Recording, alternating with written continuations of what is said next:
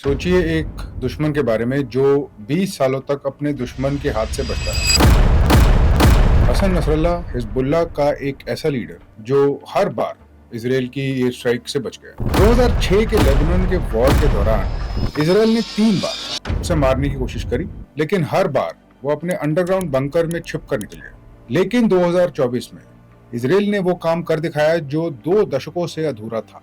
एक बहुत ही carefully planned operation के जरिए नसरल्लाह का अंत कर दिया गया। इस बार कोई गलती नहीं थी।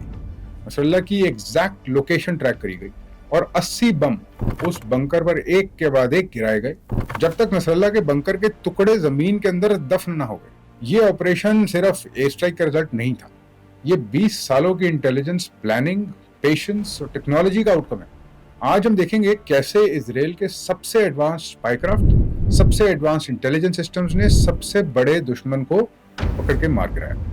मैं हूं रवि कपूर और आज हम बात करेंगे हसन नसरल्लाह की असैसिनेशन के पीछे इजरायली इंटेलिजेंस, मोसाद, शिन बेत, अमान और इजरायली इंटेलिजेंस के स्पेशल यूनिट्स ने अपना cutting edge system, cyber warfare, signal intelligence को इस्तेमाल करके कैसे नसरल्लाह जैसे एक एलूसिव टारगेट को ढूंढकर उसका अंत किया। सब कुछ 2006 के लेबनान वॉर से शुरू हुआ। हिजबुल्लाह जो एक पावरफुल मिलिटेंट ग्रुप था, उसके लीडर हसन नसरल्लाह ने इजराइल की एयर स्ट्राइक्स के दौरान अपने अंडरग्राउंड बंकर्स का पूरा एडवांटेज लिया। नसरल्लाह हर एक एयर स्ट्राइक के बाद अपने कॉम्प्लेक्स बंकर सिस्टम्स के अंदर छुप जाता। 3 अलग एयर स्ट्राइक्स के बाद भी इजराइल उसका कुछ नहीं बिगाड़ पाया। लेकिन उस वक्त इजराइल की मिलिट्री की ताकत के बावजूद एक चीज क्लियर हो गई थी, ये जंग सिर्फ बॉम्ब्स और मिलिट्री स्ट्रेंथ से नहीं जीता जा सकता। नसरल्लाह को मारना एक इंटेलिजेंस ऑपरेशन का नतीजा होना था, एक ऐसा ऑपरेशन जो हिजबुल्लाह के पूरे नेटवर्क को समझने, उसके इंफ्रास्ट्रक्चर, कम्युनिकेशन और पॉलिटिकल कनेक्शंस को डिसमेंटल करने पर बेस्ड था। 2006 के बाद इजरायली इंटेलिजेंस एजेंसीज ने अपना फोकस पूरे तरीके से बदल दिया। ये अब सिर्फ बैटलफील्ड ऑपरेटिव्स का इशू नहीं रहा। यूनिट 8200 जो इजराइल का एलीट सिग्नल इंटेलिजेंस यूनिट है और अमान जो मिलिट्री इंटेलिजेंस का डायरेक्टरेट है, उन्होंने हिजबुल्लाह के मिलिट्री और पॉलिटिकल नेक्सस को गहराई से समझना और एनालाइज करना शुरू किया। नसरल्लाह के खिलाफ ये ऑपरेशन सिर्फ एक एयर स्ट्राइक नहीं थी, ये एक बहुत ही ज्यादा केयरफुली ऑर्केस्ट्रेटेड इंटेलिजेंस की विक्ट्री है। आज हम देखेंगे कैसे इजराइल ने अपने spying capabilities, cyber warfare, cutting edge signal intelligence को इस्तेमाल करके हिजबुल्लाह के सबसे पावरफुल लीडर तक पहुंच बनाई और कैसे एक पूरा नेटवर्क डिसमेंटल करने की कहानी ने 2024 तक लीड किया, जहां नसरल्लाह को फाइनल ब्लो दिया गया। 2006 के बाद इजराइल ने अपने इंटेलिजेंस एफर्ट्स को और गहरा किया। नसरल्लाह के खिलाफ ये जंग सिर्फ एक फिजिकल कॉन्फ्रंटेशन नहीं थी, बल्कि एक लॉन्ग टर्म गेम बन गई थी जिसमें डेटा गैदरिंग, सिग्नल इंटेलिजेंस और साइकोलॉजिकल वॉरफेयर का बहुत बड़े पैमाने पर इस्तेमाल करा गया। हिजबुल्लाह सिर्फ एक टेररिस्ट ग्रुप नहीं था, इजरायली इंटेलिजेंस के लिए वो अब एक फुल स्केल मिलिट्री ऑपरेशन के रूप में बदल चुका था। और इजरायली इंटेलिजेंस एजेंसीज का एनालिसिस अब सिर्फ बैटल फील्ड से रिलेटेड नहीं था, ये हिजबुल्लाह के पॉलिटिकल एम्बिशंस, उनका ईरानियन कनेक्शन और उनका सीरिया के बशर अल असाद के साथ का रिलेशनशिप भी ट्रैक कर रहे थे। इजरायली इंटेलिजेंस एजेंसीज ने हिजबुल्लाह के फाइटर्स के ऑपरेशन से लेकर उनके इंटरनल प्रमोशंस तक हर एक चीज को मॉनिटर करना स्टार्ट करा। जैसे जैसे हिजबुल्लाह मजबूत बना, वैसे वैसे इजराइल ने अपनी इंटेलिजेंस नेटवर्क को और गहरा बनाया। हर एक ऑपरेटिव की एक्टिविटी को सिग्नल और साइबर सर्वेलेंस के जरिए ट्रैक किया जा रहा था। ये मिशन सिर्फ ग्राउंड लेवल इंटेलिजेंस पर डिपेंड नहीं था। इजराइल के स्पाई सैटेलाइट्स ने हर एक मूवमेंट को ट्रैक करना स्टार्ट करा। इजराइल के पास दुनिया के सबसे एडवांस्ड सैटेलाइट्स हैं, जैसे कि ओफेक सीरीज, जो हर छोटे छोटे एनवायरमेंटल चेंज को भी डिटेक्ट कर सकता है।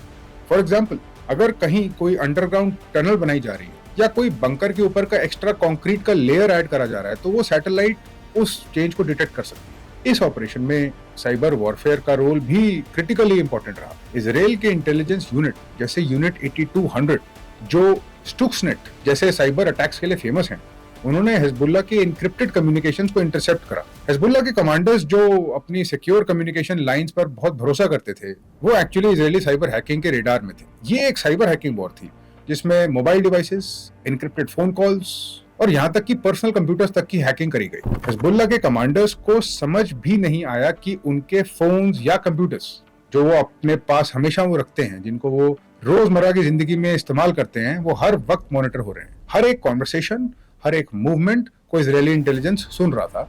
इस लेवल के साइबर वॉरफेयर ने इजराइल को रियल टाइम इंफॉर्मेशन दी, जो उनको नसरल्ला के ऑपरेशन तक पहुंच बनाने में मदद करेगा। अब बात सिर्फ हैकिंग तक सीमित नहीं है। इजरायली इंटेलिजेंस ने अपने स्पाईक्राफ्ट का एक नया रूप दिखाया। आपको ये जानकर हैरानी होगी कि हिजबुल्लाह के ऑपरेटिव्स जो कार्स चलाते थे, उन गाड़ियों में जो ओडोमीटर्स होते हैं, उनको तक हैक किया गया।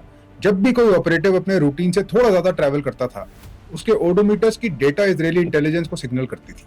ये टेक्नोलॉजी सिर्फ कार्स तक सीमित नहीं थी।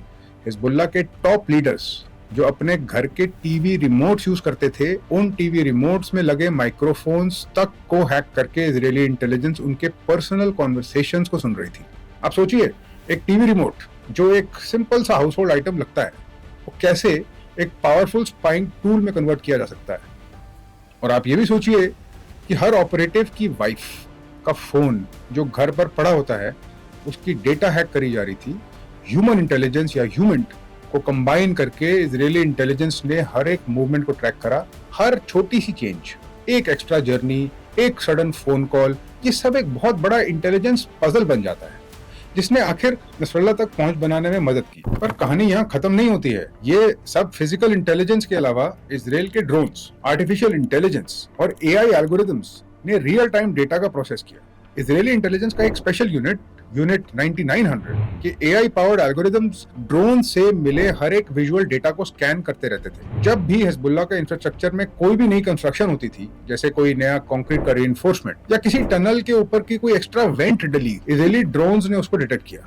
अब ये इस कटिंग एज लेवल की AI driven surveillance system real time में हिजबुल्लाह की सीक्रेट बंकर्स और टनल्स को आइडेंटिफाई करने में हेल्प कर रही थी। जब नसरल्ला के बंकर के आसपास कोई भी अनयूजुअल कंस्ट्रक्शन हुई, तो ये सैटेलाइट्स और ड्रोन्स के जरिए डिटेक्ट हुई। ये एडवांस स्पाईक्राफ्ट है जो हिजबुल्लाह के मूवमेंट्स को विजुअल क्यूज से भी आइडेंटिफाई कर रहा है। इजरायली इंटेलिजेंस एजेंसीज ने सिर्फ नसरल्ला को नहीं, बल्कि हिजबुल्लाह के पूरे नेटवर्क को मॉनिटर करना एक वास्ट टारगेट बैंक के थ्रू स्टार्ट करा। ये टारगेट बैंक एक ऐसा डेटाबेस है जो हजारों पोटेंशियल हिजबुल्लाह टारगेट्स को इंक्लूड करता है। इसमें senior leaders, mid level commanders और यहाँ तक कि जो लॉजिस्टिक ऑपरेटर्स, उन तक का पूरा डेटा स्टोर्ड है। इस टारगेट बैंक को कई सालों की डेटा गैदरिंग और इंटेलिजेंस गैदरिंग के थ्रू पॉपुलेट किया गया था। 2006 के वॉर के दौरान सिर्फ पहले 3 दिनों में इजराइल के वॉर प्लेन्स ने 3000 हिजबुल्लाह टारगेट्स को प्रिसीजन के साथ अटैक किया। ये इतना बड़ा इंटेलिजेंस बैंक का फायदा था कि इजराइल एक इतने लार्ज स्केल का कोऑर्डिनेटेड एयर स्ट्राइक इतने प्रिसीजन के साथ कर सकता है। नसरल्ला का बंकर इस टारगेट बैंक का एक बहुत इंपॉर्टेंट पार्ट था, जो आखिरी में उसका अंत बना। हिजबुल्लाह के खिलाफ सबसे बड़ी अपॉर्चुनिटी तब बनी जब वो सीरिया के सिविल वॉर में इन्वॉल्व हो गए। जब हिजबुल्लाह ने सीरिया के असाद रिजीम की मदद के लिए अपने फाइटर्स भेजना शुरू किया, तो उनके इंटरनल डिसिप्लिन में वीकनेस आनी स्टार्ट हुई। सीरिया के वॉर ने हिजबुल्लाह के कम्युनिकेशन लाइंस को एक्सपोज करना स्टार्ट करा, क्योंकि सीरिया के इंटेलिजेंस नेटवर्क के साथ उनको कोऑर्डिनेट करना पड़ता था, और वो जो उनका सीक्रेटिव नेचर था, वो अब वल्नरेबल पड़ना स्टार्ट हो गया। जब हिजबुल्लाह के फाइटर्स सीरिया में मार्टियर होने लगे, तो उनके फ्यूनरल्स को इजरायली इंटेलिजेंस नेटवर्क से मॉनिटर करना स्टार्ट करा। मार्टियर पोस्टर्स जो पब्लिक में डिस्प्ले होते हैं, उनमें हर एक मार्टियर के होम टाउन, उसकी लीडरशिप सर्कल के बारे में बहुत वैल्यूएबल इंफॉर्मेशन होती है। जब हिजबुल्लाह का सीनियर लीडर किसी भी फ्यूनरल पे जाता था या अटेंड करता था, उसकी प्रेजेंस इजरायली स्पाइस मॉनिटर करते थे। हिजबुल्लाह के फाइटर्स जो सीरिया के वॉर से बहुत बैटल हार्डन हो गए थे, उन्होंने अपने ऑर्गेनाइजेशन को इस कम्युनिकेशन की वजह से इंटरनली थोड़ा वीक बना दिया। हिजबुल्लाह का जो डिसिप्लिन्ड नेचर था, वो वीक होने लगा और उनके फाइटर्स के रैंक में इन्फिल्ट्रेशन होनी स्टार्ट हुई। ये वल्नरेबिलिटी, ये रिक्रूटमेंट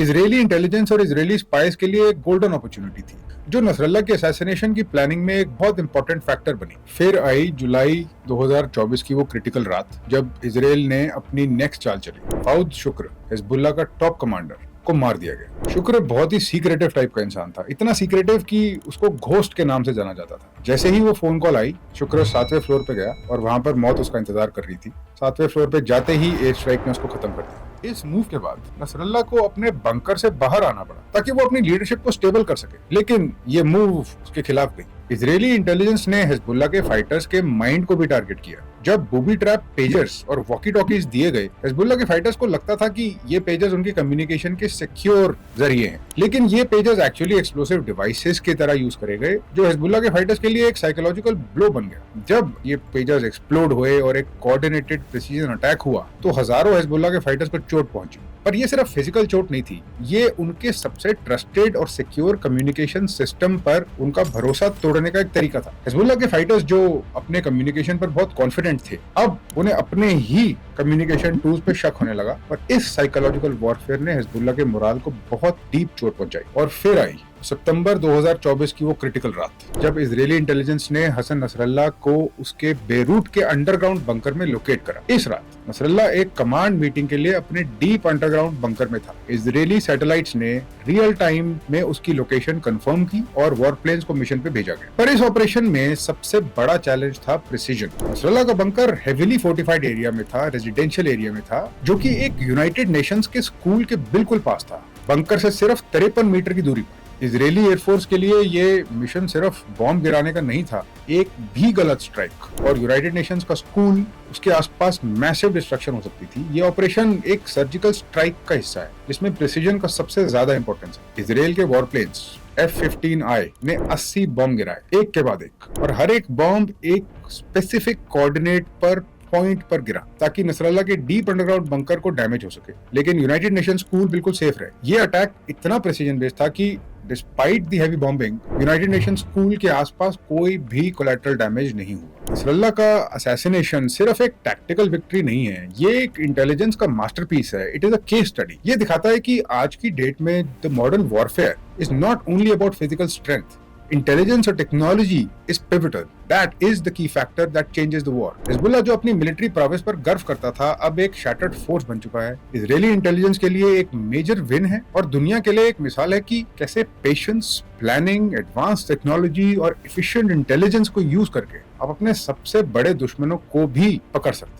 अगर आपको ये वीडियो पसंद आया तो इस वीडियो को प्लीज लाइक कीजिए, शेयर कीजिए और चैनल को सब्सक्राइब कीजिए। ये था सिलेबस ऑफ लाइफ। मैं हूं रवि कपूर। अगले एपिसोड में हम और भी ऐसी अनहर्ड स्टोरीज लेकर आएंगे जो आपको सोचने पर मजबूर कर देंगे। Thank you.